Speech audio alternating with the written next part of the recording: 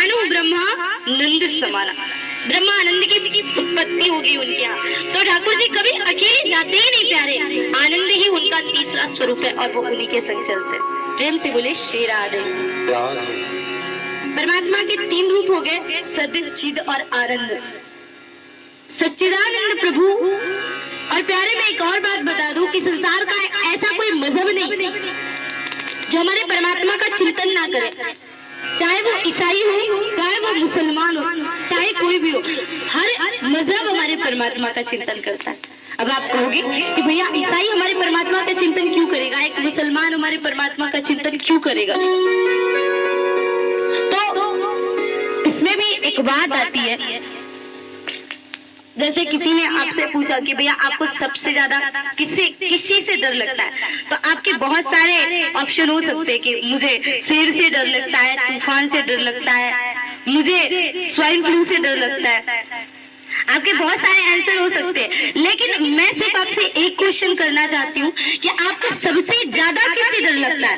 तो अगर ईमानदारी से उत्तर आएगा तो आप यही कहोगे कि मुझे सबसे ज्यादा मरने से डर लगता है ना।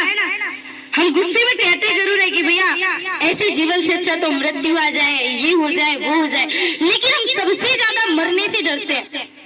ये जो मृत्यु का भय होता है ये बड़ा ही विचित्र होता है, तो सबसे ज्यादा मरने से डरते हैं। एक बार एक लकड़ारा रास्ते से जा रहा था, लकड़ी लेके, सर पे लकड़ी का गट्टा था। इसको क्रोध आया कि पूरा दिन मैं भोजन करता, ये काम करता हूँ और ढंग से पेट भर भोजन भी नहीं मिलता। लकड़ी का गट्टा उठाया और जमीन पे पटक दिया और कहा, हे भगवान ऐसे जीवन से अच्छा तो मृत्यु आ जाए। और जो उसने सोचा, इतने में काला काला विकराल पुरुष के सामने खड़ा हो गया। जब वो सामने आके खड़ा हुआ तो ये लकड़ारा कांपने लगा। अरे भैया आप कौन हो? बोले आपने ही तो कहा है ऐसे जीवन से अच्छा तो मृत्यु आ जाए, तो मैं आ गया मृत्यु देवता। क्यों बुलाया आपने मुझे? लकड़ारे ने कहा कुछ नहीं, वो मेरा लकड़ी का गट्ठा गिर गया ना, आप उसे जरा सर पे रखवा दीजिए, इसीलिए बुलाया। तो हर व्यक्ति को प्यारे मरने से बड़ा डर लगता है। तो फिर एक और उत्तर है आपका कि हम मरने से डरते हैं, तो भाई चाहते क्या? तो मरना नहीं चाहते, और मरना नहीं चाहते तो हम अमर अजर अविनाशी होना चाहते हैं। चलो परमात्मा की आपने तपस्या की, भगवान आपसे प्रसन्न हो गए। भगवान ने कहा चलो हमने तुमको एक विशेषता दे दी, आप अमर हो गए। पर इस बात की कोई गारंटी नहीं है कि आप बोल सके, चल सके, बात कर सके, भोजन कर सके। बस जीते जागते अमर रहोगे बस। यहाँ इतने सारे लोग हैं, आप बताइए कौन कौन व्यक्ति ये चाहेगा कि हम ना खा सके, ना बोल सके, ना चल सके, ना फिर सके? ऐसी अमरता किस काम की? कम से कम प्रभु 2 वक्त की रोटी तो मिल सके, चल सके, किसी से बात कर सके। यानी आपको जीवन में चिद भी चाहिए, चैतन्यता भी चाहिए।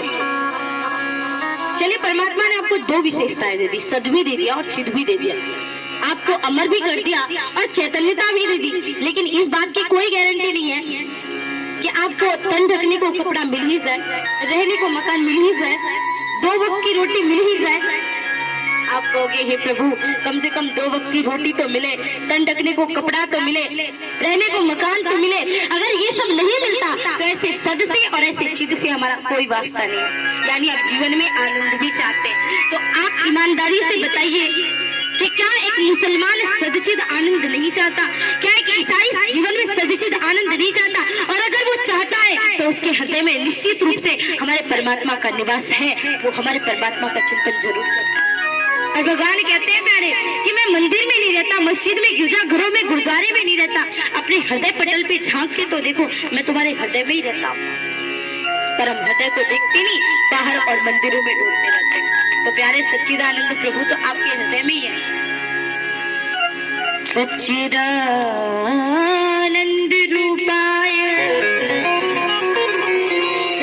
सच्चिदानंद रूपाय। परमात्मा के 3 रूप हो गए, सद, चिद और आनंद। तो अब परमात्मा 3 काम भी करता है प्यारे।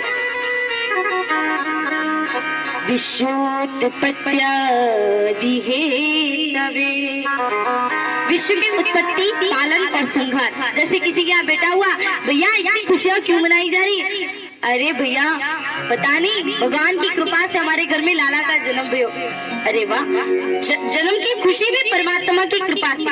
थोड़े दिन बाद बढ़िया ढोल नगाड़े बज रहे हैं, सारे लोग नाच गा रहे हैं। भैया क्या हुआ?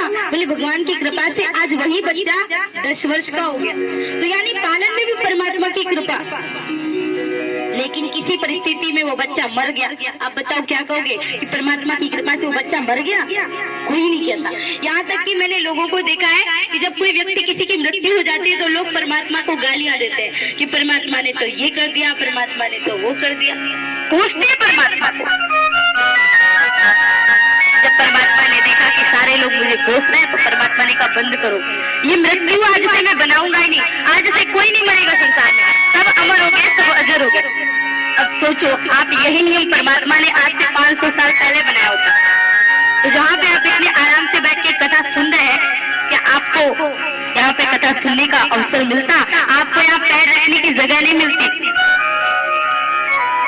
कितने आपके घर में बूढ़े होते, कैसे उनका परिचय होता है, कहाँ पे वो भोजन बनाते, कहाँ पे आप खेती करते, कहाँ पे आपका कारखाना होता, कहाँ पे आपका ऑफिस होता, कहाँ पे आपकी खेती, कुछ भी नहीं होता। जैसे आपकी समझ में ना आए तो मैं एक छोटी सी बात बताऊं। एक सेठ जी ने 2 मालियों को बुलाया और दोनों से कहा कि दोनों को बराबर बराबर धन दिया।